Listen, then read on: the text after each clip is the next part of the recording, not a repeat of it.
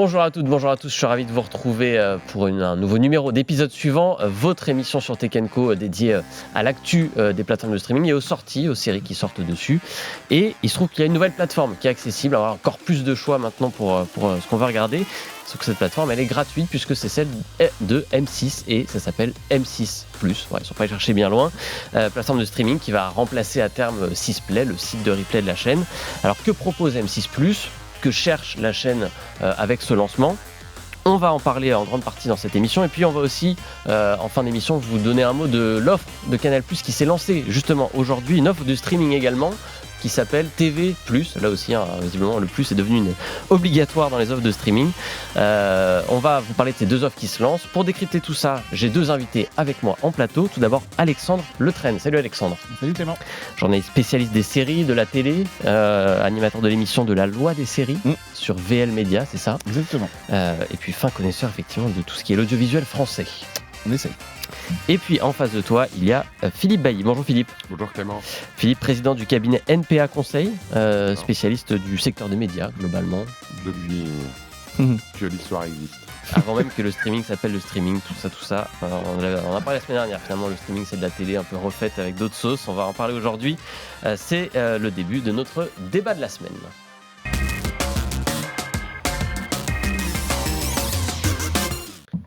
Je disais donc, ça y est, les chaînes de télé françaises s'y mettent toutes les unes après les autres. On a eu TF1 qui s'est lancé dans le streaming en janvier avec TF1+. C'est désormais M6 qui s'y colle avec M6+.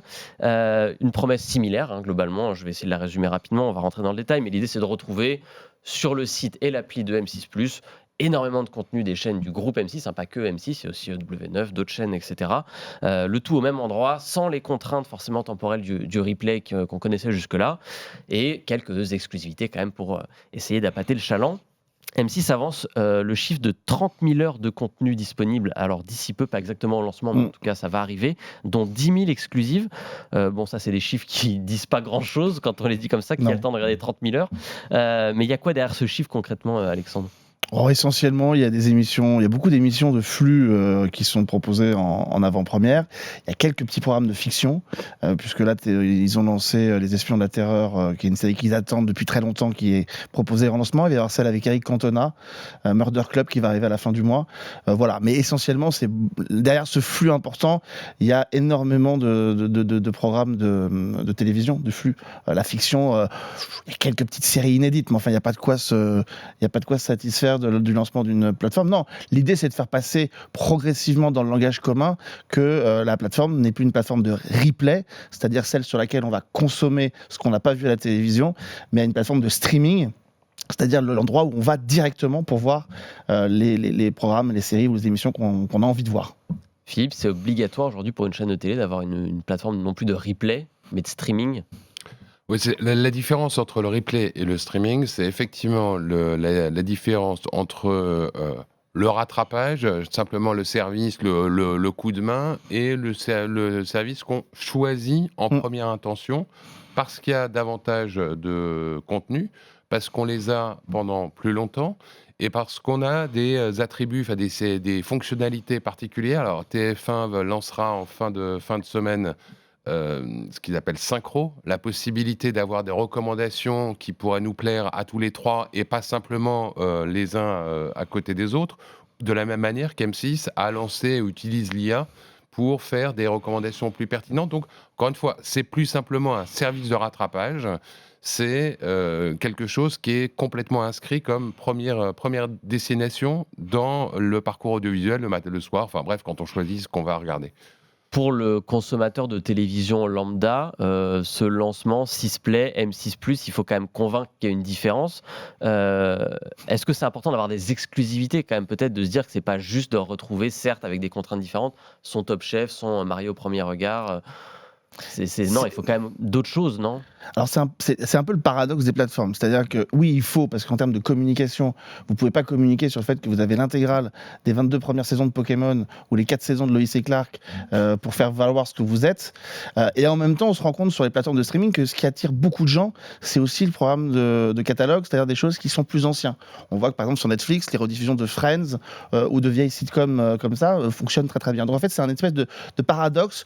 J'aurais envie de dire que c'est plutôt plutôt de la communication, de même que par exemple sur TF1+, on a accès au feuilleton quotidien en avance, 2 jours en avant, voilà, si on a envie de se spoiler un petit peu par rapport à la diffusion antenne.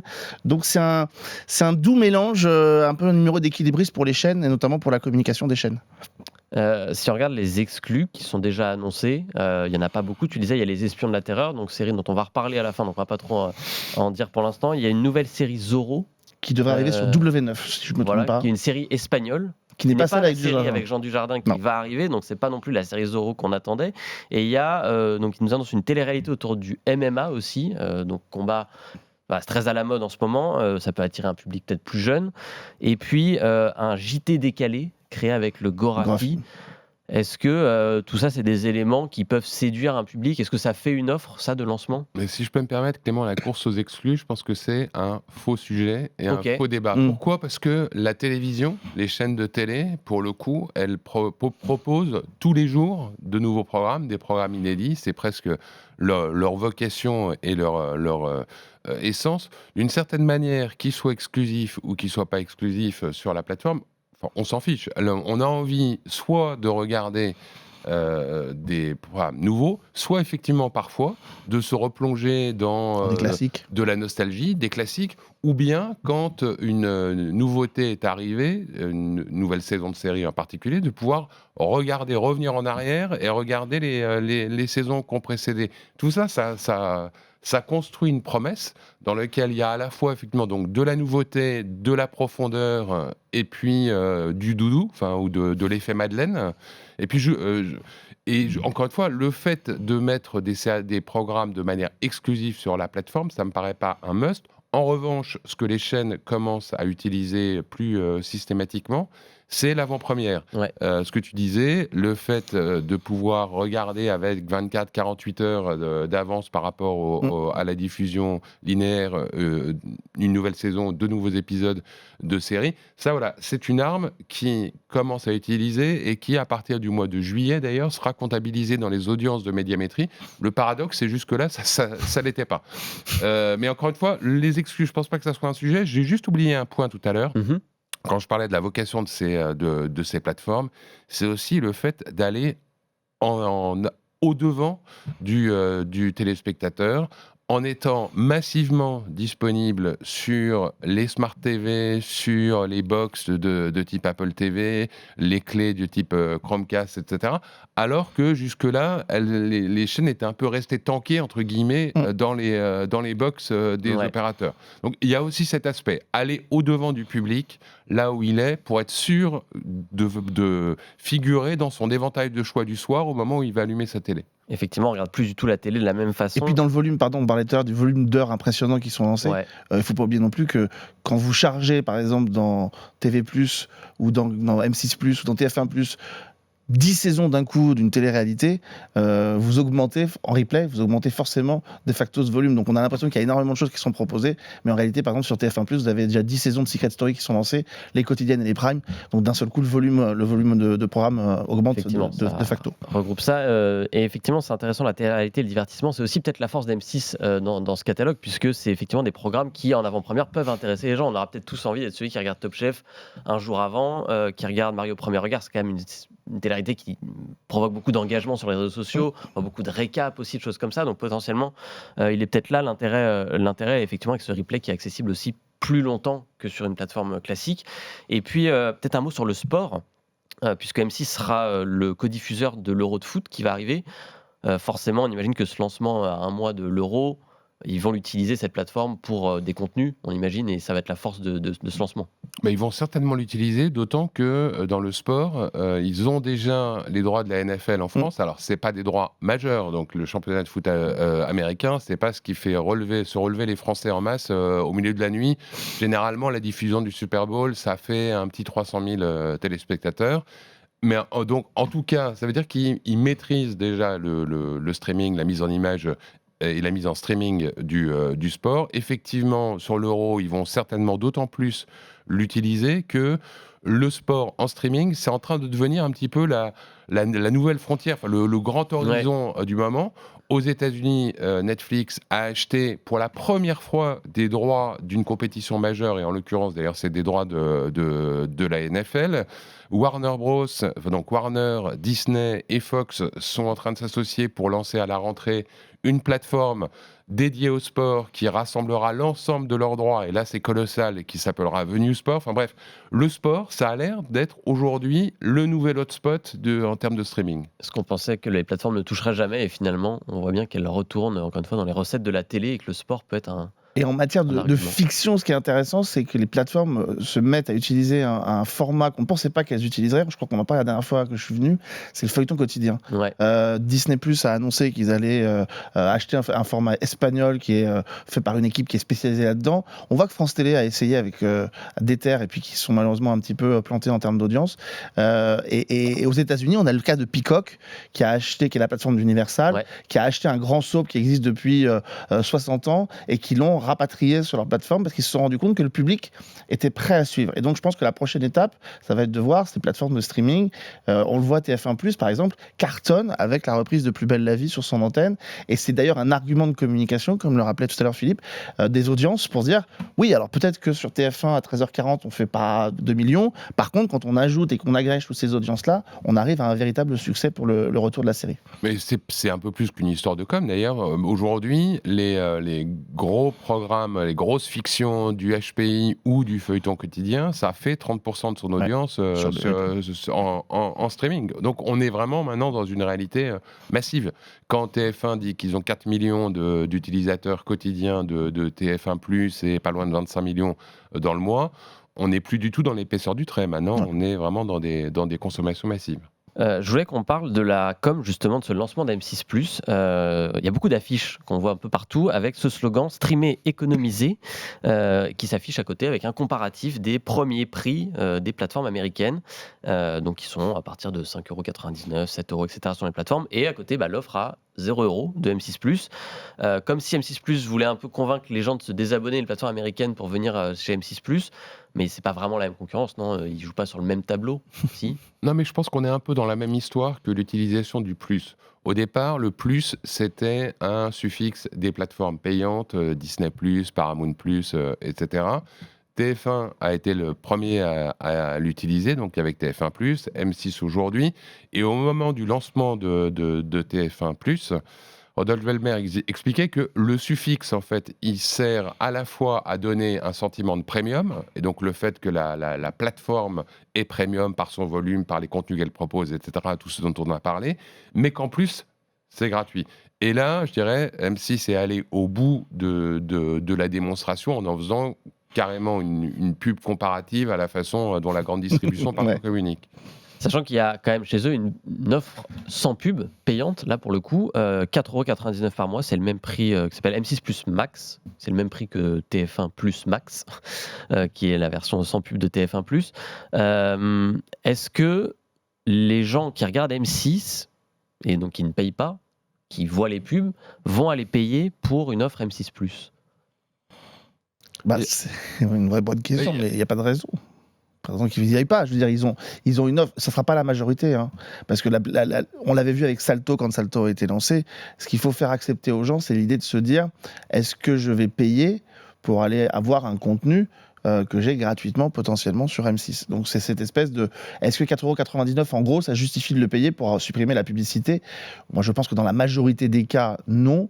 Mais par contre, c'est quand même un argument de consommation parce qu'on voit que les gens aujourd'hui, la publicité, c'est quelque chose qui les rebute. Et le fait d'être maître totalement de leur programme en se disant je gagne 5 ou 6 minutes sur un programme en le regardant sans la publicité, ça peut les attirer. Mais on voit bien, plus généralement dans le monde numérique, qu'il y a une population significative qui n'aime pas la pub. C'est le sujet des adblockers avec les sites internet.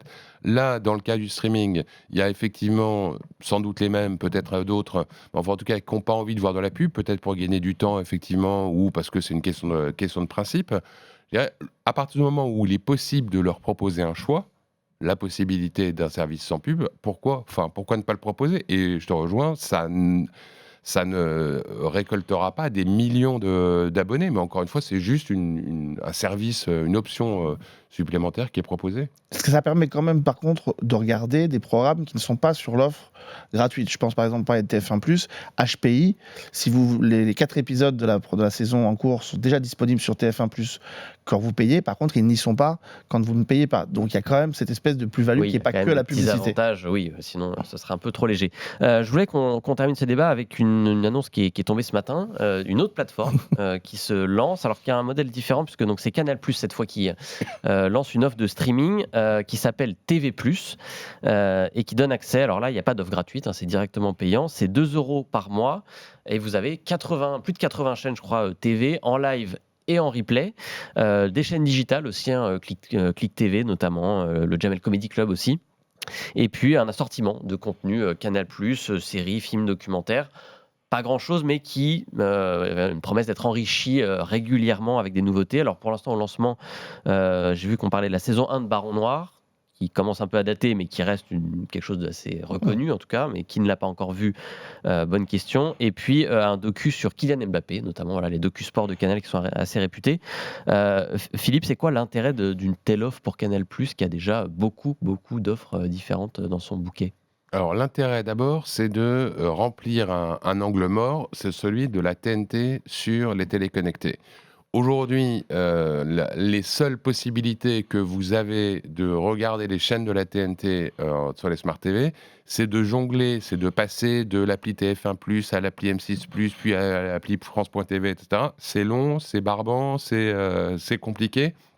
Ou bien d'être abonné soit à MyCanal, Canal+, soit Molotov, mais avec des tarifs qui sont plus importants. Là, on retrouve dans l'appli Canal l'ensemble de la TNT pour 2 € par mois. Alors, on peut dire, mais pourquoi faire payer quelque chose qui est gratuit? Parce qu'en plus de la TNT, il y a effectivement 25 chaînes thématiques, les grands standards, RTL9 et autres de l'univers des chaînes thématiques. Donc ça comble l'angle mort. Le deuxième aspect, c'est être aussi une vitrine pour Canal et potentiellement susciter des envies de s'abonner.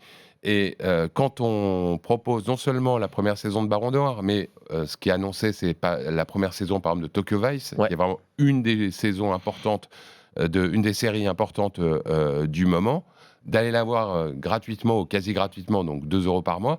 J'imagine que chez Canal, on espère et on compte sur le fait que certains ne s'en tiendront pas là, auront envie de voir la saison 2 et que du coup rentreront dans un abonnement à Canal. Puis la troisième chose, c'est alors qu'on parle beaucoup de publicité sur les plateformes de streaming, Netflix, Disney, Prime, etc. ont lancé des options avec pub, etc. Canal était un peu resté au bord du chemin. Là, les chaînes digitales, par exemple, dont tu parlais, les Click TV, les Jamel Comedy Club, etc., elles vont intégrer de la pub. Et ça, c'est une manière pour Canal aussi de surfer ou d'aller sur ce terrain de la publicité. Et on retrouve cette idée aussi de Canal+, qui est là depuis un petit moment, d'être une espèce de porte d'entrée, de abonnez-vous à Canal pour avoir beaucoup plus, quoi. C'est un peu l'idée aussi de leur bouquet d'abonnements avec le pack série, par exemple, où il y a plusieurs plateformes qui sont cumulées. Moi, je suis un peu plus réservé. Enfin, je pense que d'abord, il y a un effet mécanique qui est que toutes les chaînes ont leur plateforme, donc il faut que Canal+, il n'y a pas de raison qu'il laisse ce terrain vide, comme le disait Philippe, aux autres chaînes. J'ai un peu peur, effectivement, de l'effet d'aubaine. On l'a vu aux États-Unis, quand toutes les petites chaînes ont lancé leur plateforme, il y a eu des dégâts, il y en a qui se sont regroupés et arrêtés. J'ai un peu peur, on parlait de Tokyo Vice, qui est une des séries très importantes ces derniers mois, mais en vrai, je pense que les gens qui la connaissent et qui ont envie de la voir sont presque déjà acquis à Canal+. Donc, est-ce qu'ils iront acheter l'abonnement? Enfin, des gros doutes comme Baron Noir. Je pense qu'il y a beaucoup de gens qui l'ont pas vu, mais je suis pas sûr que ça suffise à susciter un élan vers cette plateforme-là. Je pense que c'est plutôt pour occuper le terrain vide, quoi. Je sens pas quelque chose d'assez étoffé. D'ailleurs, elle est arrivée aujourd'hui. Je pense que moi, j'en avais pas entendu parler avant. Il y a un effet de communication pareil qui est assez limité. Il y a eu surtout un secret bien gardé. Ouais, il y a eu un secret, c'est ça. Ce qui est devenu rare à cette époque. C'est peut-être ça, on n'a plus l'habitude.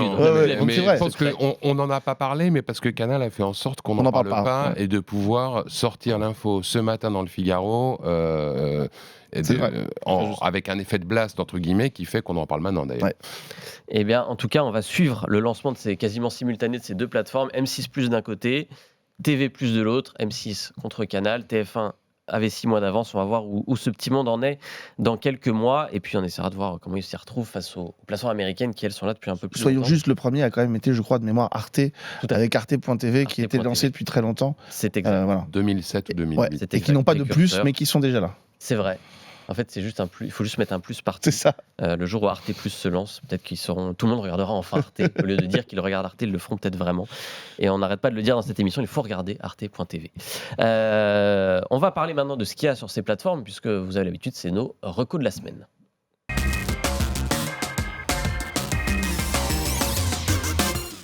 Deux séries qu'on a évoquées subtilement dans ce débat, on a glissé des petits indices. On va commencer avec la tienne, Alexandre. Une série disponible sur M6+, justement, une des séries de ce lancement en exclu, c'est Les Espions de la Terreur. Ah oui, alors c'est d'autant plus une exclue qu'elle a quand même été présentée en septembre dernier au Festival de la fiction télé de La Rochelle, et que je pense qu'elle était même prévue pour arriver à l'automne sur M6, mais que les attaques du 7 octobre contre Israël les ont un peu refroidis pour la diffuser tout de suite, parce qu'on est typiquement, c'est un peu le film Novembre en version série.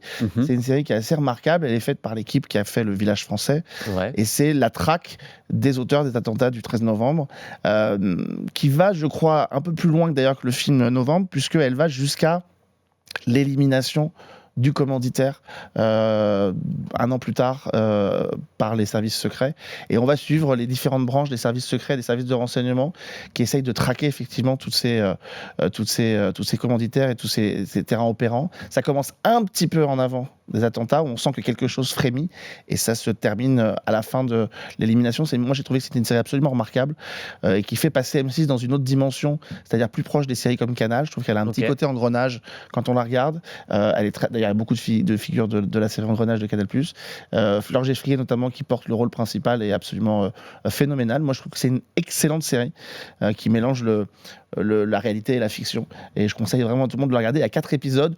Je suis un peu frustré sur la durée, Oui, parce que c'est un peu rapide. C'est court quand même, non? C'est un peu rapide. C'est des épisodes d'une heure, mais... On sent que tous les personnages sont pétris par des traumas liés justement aux attentats, mais que le format ne permet pas de rentrer dans le détail. Voilà, c'est un peu ça ma frustration. Mais sinon, ça reste une très très bonne série que je conseille vraiment de regarder, et voilà, qui permet à M6 de la sortir un peu, du placard. Parce que voilà, elle devait arriver, je pense, bien plus tôt, et le sujet doit un peu les pétrifier maintenant avec tout ce qui se passe dans le monde. Mais c'est effectivement une série qui est intéressante sur son lancement. Tu disais en termes de ton, de dimension qui donne de l'ampleur à ce qu'on peut voir dans la fiction française. Est-ce qu'on est dans un esprit, parce que tu parlais du film Novembre, qui était assez sombre, assez dramatique, est-ce qu'on est tant vers ça? Est-ce qu'on est plutôt vers l'action du Bureau des légendes? Par exemple, je pense aux séries d'espionnage Canal peu connues, ou Engrenage que tu disais. Moi, je pense qu'on est un peu à cheval là-dessus. On n'est pas tellement... Le Novembre, il y avait beaucoup d'action quand même. Ouais. Donc, il y en a, mais on n'est pas que là-dedans. On est aussi dans les centres d'opération, on est aussi dans les centres politiques. Donc, il y a une espèce de mélange un peu, je dirais que pour schématiser, s'il faut donner des clés, ce serait un peu Engrenage et le Bureau des légendes un petit peu réunis. Donc, on est au plus près des gens, on est dans le terrain des opérations, on est dans la camionnette quand il faut faire des écoutes. Enfin, voilà, on observe un petit peu tout ça.